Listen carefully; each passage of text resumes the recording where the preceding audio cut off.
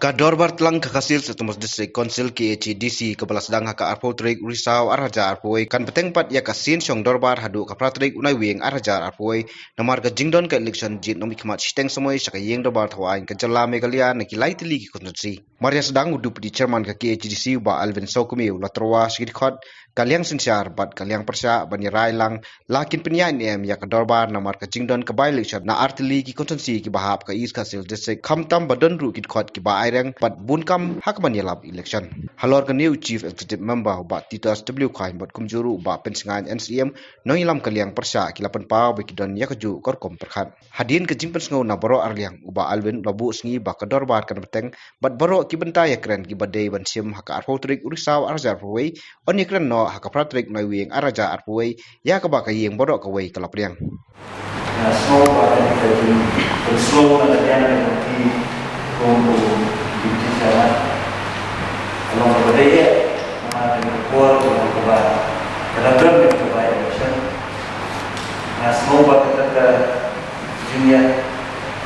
ladan yada ban sini bisnes malam semua kata manra bakal healthy demokrasi yang kita harus ini dan kalian kita ngaruh nah semua muncul nongyalan yang secara yang ini kalian lebih kuat baru yang secara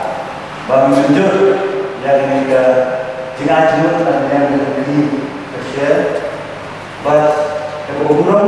kalau yang itu semua depan untuk menjual nambah dan ini ke jumlah warga dunia hari ini berapa kalau semua telah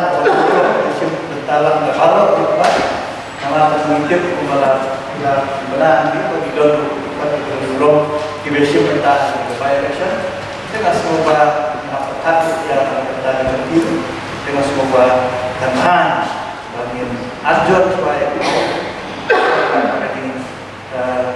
bid kejadian yang diberi di zaman tapi juga pada kesimpulan belum yang negosiasi. Tetapi ini adalah yang tepat bagi member di orang-orang kepada yang ini dan personal ini adalah yang menjur. Umbak ini telah menjur manajer Rashwa buat nomor bah yang result dan benar-benar aduk ke artrik